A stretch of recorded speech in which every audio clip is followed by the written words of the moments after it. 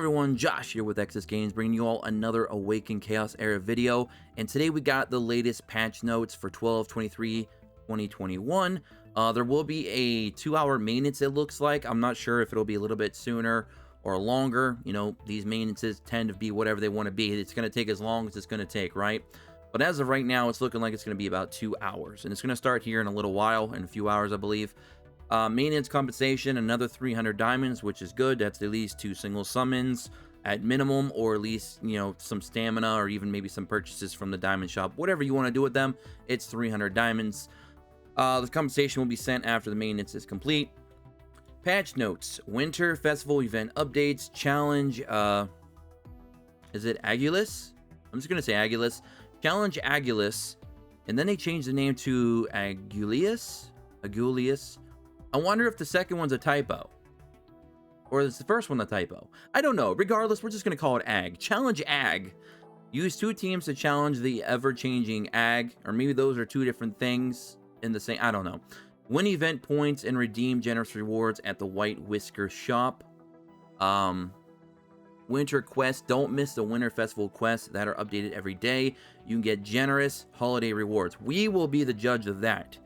When you throw the word generous out there, you better make sure that it is indeed generous, because if it's anything like the current events we have now, those are nothing like being generous at all. Like, those just don't go together. So hopefully this is truly a generous holiday reward. That would be great. We all been looking forward to that. Winter Pass, updated Winter Pass. So this is probably gonna be the new battle pass. It's gonna be winter theme, I'm assuming. Completing the quest of Winter Festival can quickly upgrade and obtain the legendary hero Tia and Stardust. Tia, okay. So they went from Blackhorn to Tia. So they went from water unit to another water unit. Interesting. Winter Shop. The gingerbread obtained by using holiday events can be exchanged for a large number of rewards from the White Whisker. So we're going to have to see what this event looks like, and then we'll probably do another video talking about the event, like doing like a full event review to really see what the rewards are and if they are indeed generous. Festival rewards: the winter gifts given by White Whisker will be updated every day in the tavern. Don't miss out. So we're going to have to see. I can't really say too much about it yet because we don't know the details.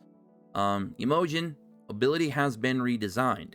Moonlight applies 3 Moonlight at the beginning of the turn, grants his character an unremovable defense Pierce up upon receiving a Moonlight, max 20 stacks.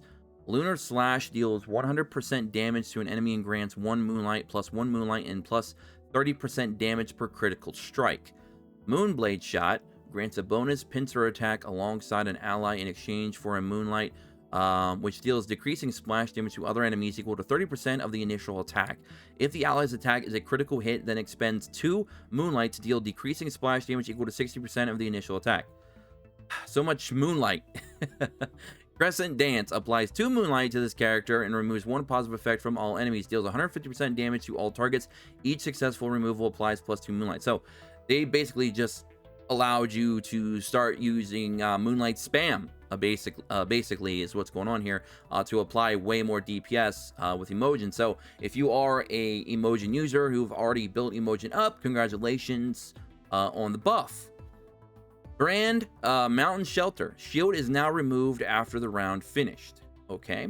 Dark and Nicholas. Dark Will modified from gaining 4 stacks of death immunity to gaining 4 death immunity. Okay, Melissa Hunter, modified from increases crit rate to increasing crit damage. Okay, now that's interesting for Melissa.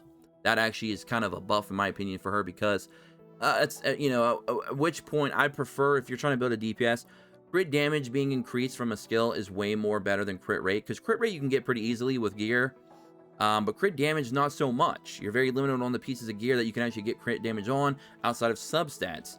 So it's more challenging in my opinion to get crit damage and crit rate. So I do like that change if you're a Melissa user out there. Windstreaks. Now this is a weird one. I believe that they changed the wrong skill. Winds of Peace now refreshes the ultimate ability of a teammate on cooldown randomly. So the cooldown is random, right? Okay, that's a nice little nerf, I suppose, I guess. But it's not the nerf that she needed. She needed a nerf on her speed up of the team from 50 to 30, in my opinion. That's what she needed. She needed a nerf on that. That wasn't really the problem with Windstreaks. Winds of Peace. It was actually her, I don't know.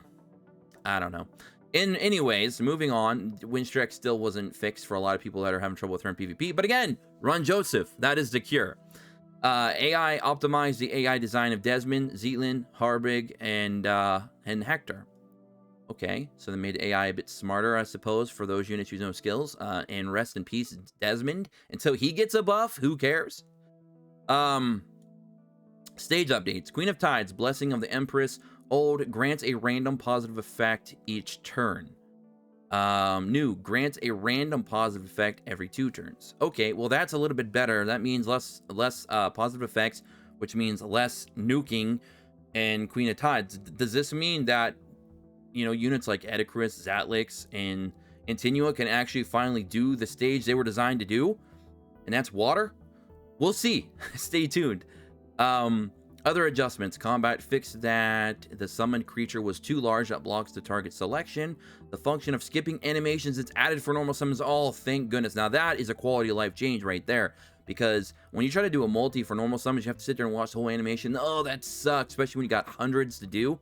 So that is a nice quality of life change right there. Kudos on that one. I will give them a thumbs up for that. Modified Zatlix's covenants from 6 different items of plus 15 gear to 6 items of different plus 12 gear.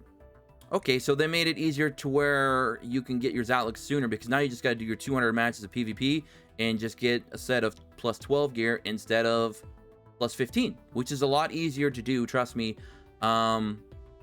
Okay, so they just made it a little bit easier to get your free copy of Zatlix from the Covenant. All right. Optimization, fix the issue of inaccurate damage statistics. Trust me, I've seen those. Fix that some artifacts did not take effect correctly in Endless Trial. You know, it says Trail. Optimization, fix some other interface display issues. And that is pretty much the patch notes. So, for the most part, it has a little bit of changes here. There was one good quality of life there with the normal summons being able to be skippable. They did a couple hero rebalancing, not too much. The biggest one, of course, was Imogen. That was kind of the majority of these patch notes. They completely, like, reworked Imogen. And then, of course, we have this Winter Festival event coming up. And again, I'm not going to do, you know, too much speculation or talking about that because we don't really have the details. I need to see what the rewards are. We're also getting the new battle pass, which is going to be the Winter Pass, to get your copy of Tia. If you buy it, they should specify completing the quest of Winter Festival can quickly upgrade and obtain a legendary hero Tia if you buy it with cash, is what they should have said. Because you can't get Blackhorn for free either unless you spend the money. So, anyways, free to play, you're screwed if you want Tia. But I'm going to get out of here. Hope you guys all enjoyed these patch notes. Let me know what you think about these patch notes in the comment section below. Like I said, I'll try to do a video also on the new Winter Festival when it actually goes live, and I look over it a little bit and see kind of what it's all about. Maybe we'll do a live look with it here on the channel. We'll do like a live reaction to it, I guess, if you want. So we'll see. But anyways, take care. Have a great holiday week. Have a great week in general. I'll catch you guys all in the next one. Don't forget to subscribe, take notifications, and join us in the Discord in the description below. And follow me on Twitter @XSPlays. And I'll catch you guys in the next one. Until then, peace.